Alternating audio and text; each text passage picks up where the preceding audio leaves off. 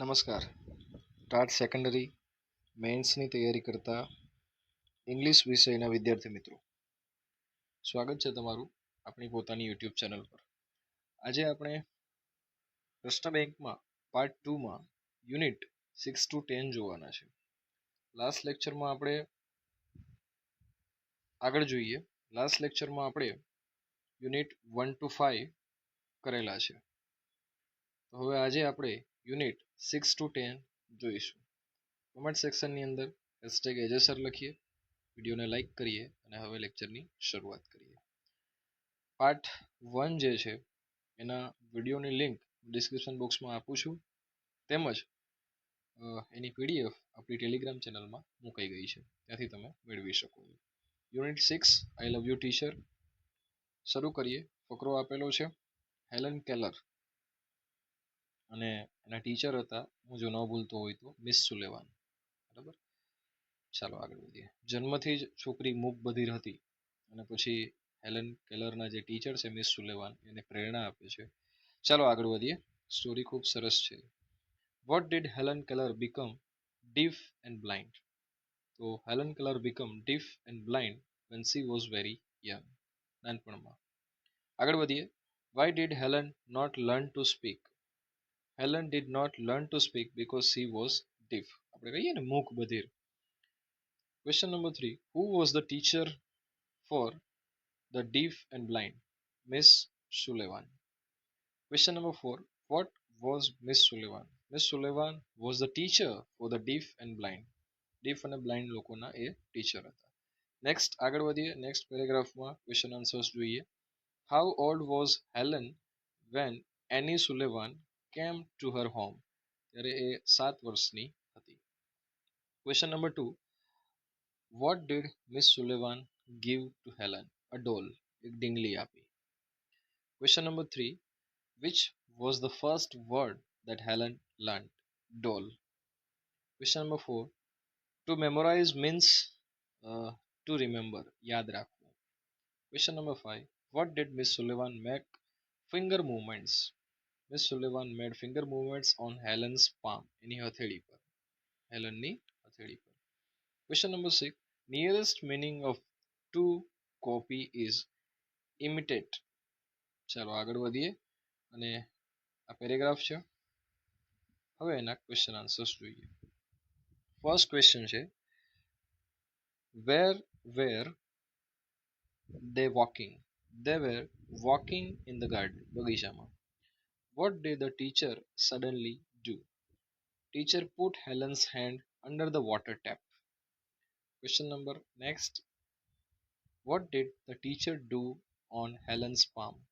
The teacher spelled water no spelling લખ્યો એની હથેળી પર આંગળીથી. Next. What did Helen come to know? Helen come to know that everything had a name. બધાનું કંઈક નામ હોય છે. How was Helen connected with the world? Helen was connected with the world through all the words. ચાલો આગળ વધીએ. Next paragraph અને એના question answer. How did Miss Sullivan and Helen talk? Helen would write something on Miss Sullivan's palm and in turn she would talk into her palm as people talk into baby's ear. એકબીજાના હથેળીમાં કેમ જાણે કોઈ બાળકના કાનમાં વડે બોલતા હોય એવી રીતના લખતા હાથમાં હથેળીમાં આંગળીથી. આગળ વધે. Who satisfy Helen's curiosity? Miss Sullivan. એની જે જાણવાની ઈચ્છા હતી એ સંતોષી. Everything around Helen was, આ સેન્ટેન્સ પૂરું કરવાનું છે, was full of life, love and joy. Next, find out the similar word of eagerness means curiosity, જાણવાની ઈચ્છા. હવે નેક્સ્ટ આગળ વધીએ. On what was the second stage learning based? The second stage of learning was based on the sense of touch. ચાલો આગળ વધીએ. Question number 2. How did Helen learn to speak? Helen learned to speak through the movements of the lips and the vibration of the throat. ગળાની ધ્રુજારી અને લિપનું ફફડવું, હોઠનું હલાવવું, હલનચલન. Question number 3. When was Helen's delighted? When Helen's uttered her first word, she was delighted. પહેલો શબ્દ જ્યારે એણે ઉચ્ચાર્યો હશે ત્યારે. With whom was Helen talking? Helen was talking with toys, stones, trees, and birds in the garden. Final question. Who obeyed Helen's command? Helen's dog obeyed her commands. All right. Next, when Helen studied blank, it seemed more like play than work. તો એમાં આવશે seriously. Next, how would Miss Sullivan talk? Miss Sullivan would talk as if she were a little girl. Next, how did Miss Sullivan teach science? So, making it so interesting that Helen remembered everything. ચાલો એના પછીનો એક paragraph છે જેમાં પણ 5 question answers છે. તો મિત્રો જોઈએ આપણે.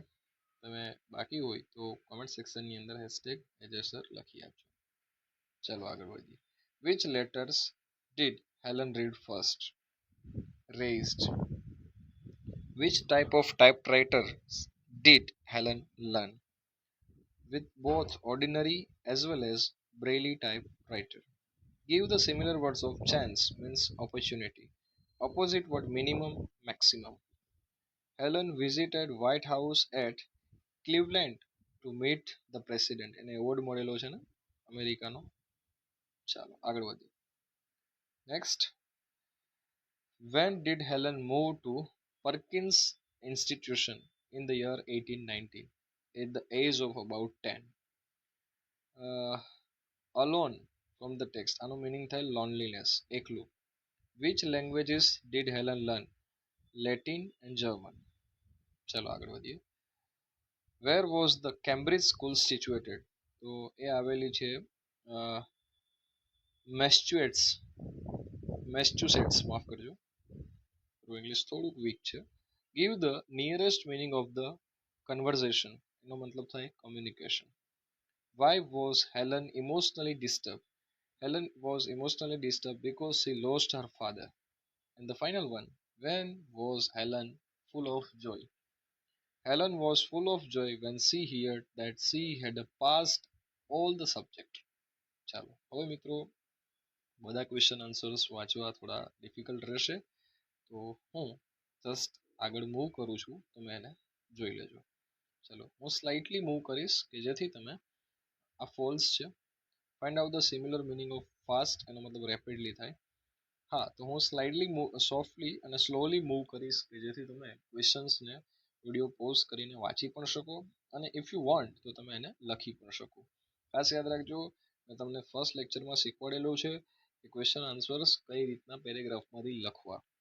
આવડતું જ હશે બધાને, ઇંગ્લિશ સબ્જેક્ટ છે આપણો એટલે, પણ તેમ છતાં ખાસ ધ્યાન રાખવું. જો એ લેક્ચર ના જોયો હોય તો હું નીચે ડિસ્ક્રિપ્શન બોક્સમાં એની લિંક આપું છું, ત્યાંથી તમે જોઈ શકો છો.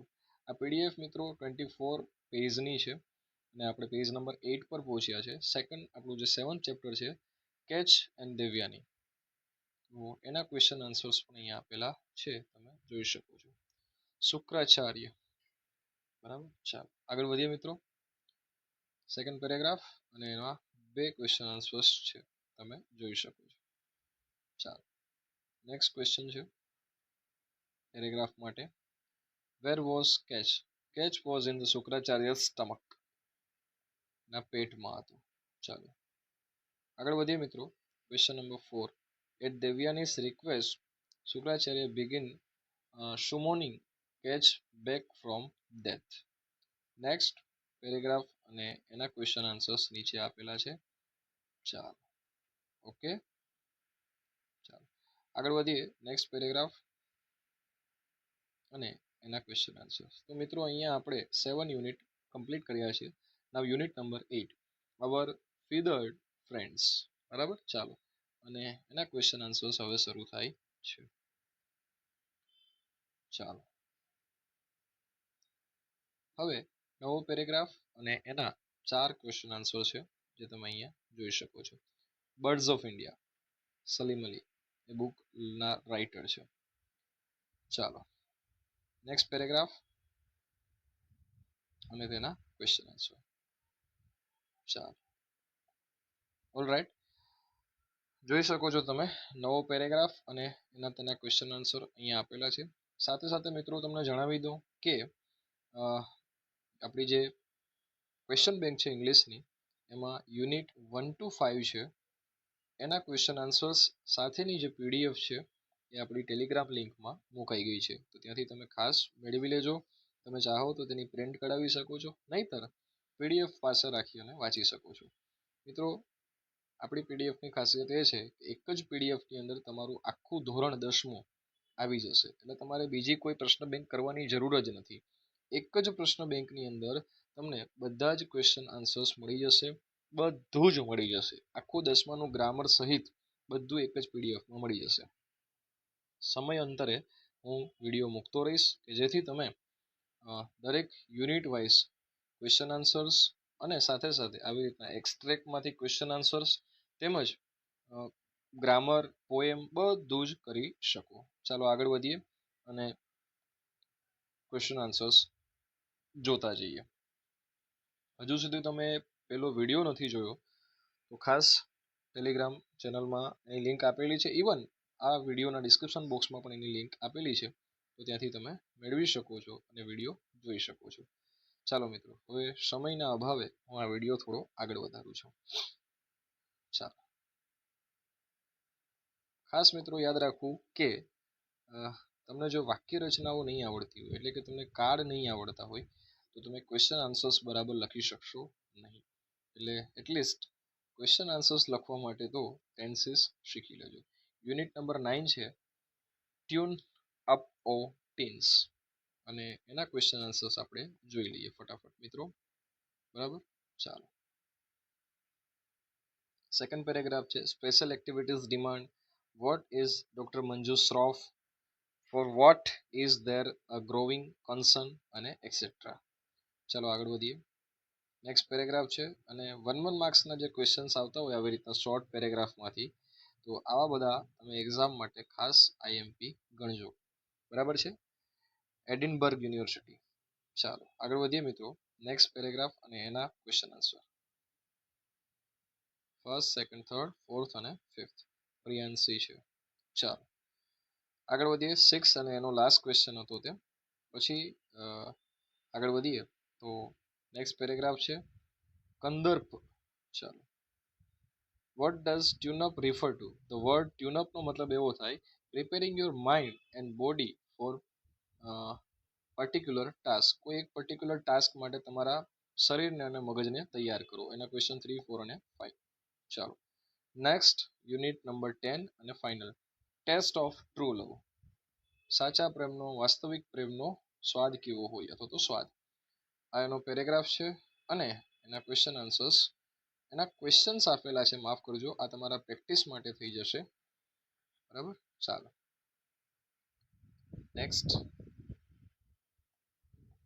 બધામાં એવી રીતના આપેલું છે.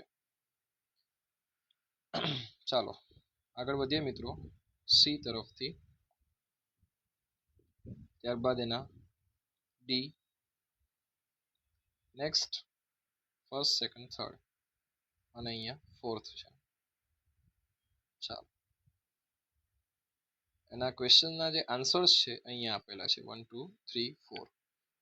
1, 2, 3, 4. ઓકે, ચાલો આ નેક્સ્ટ પેરેગ્રાફ છે, આ એના ક્વેશ્ચન્સ છે અને આ એના આન્સર છે. એવું હોય તો આન્સર અલગ પેનથી ટીક કરી આપો. એવી રીતના બધામાં આપેલું છે. નેક્સ્ટ પેરેગ્રાફ, એના 1 to 6 ક્વેશ્ચન્સ છે અને એની જસ્ટ નીચે એના 1 to 6 અહીંયા સુધી 1, 2, 3, 4, 5, 6 એના આન્સર આપેલા છે. ચાલો નેક્સ્ટ પેરેગ્રાફ છે અહીંયા આગળ અને એના 3 ક્વેશ્ચન્સ છે અને બિલો, એના જસ્ટ બિલો તેના 3 આન્સર છે. ઓલરાઈટ ફ્રેન્ડ્સ, તો અહીંયા આપણો આ પેરેગ્રાફ છે. ફર્સ્ટ, સેકન્ડ, થર્ડ એના ક્વેશ્ચન અને થર્ડ, ફર્સ્ટ અને સેકન્ડ એના ક્વેશ્ચન આન્સર્સ છે. ઓલરાઈટ, લાસ્ટ પેજ છે આપણું આ, અને એમાં 2 ક્વેશ્ચન્સ અને બંનેના આન્સર આપેલા છે. ચાલો આ લેફ્ટનન્ટ બ્લેન્ડફોર્ડની જે નેક્સ્ટ 2 ક્વેશ્ચન અને એના 2 આન્સર આપેલા છે ફ્રેન્ડ્સ. ચાલો આગળ વધીએ મિત્રો. તો આ લાસ્ટ પેરેગ્રાફ છે અને એના આ 2 ક્વેશ્ચન આન્સર્સ આપેલા છે. ઓકે, સો અહીંયા આપણે યુનિટ 10 સુધી કમ્પ્લીટ કર્યું છે. મળીશું આપણા વેરી નેક્સ્ટ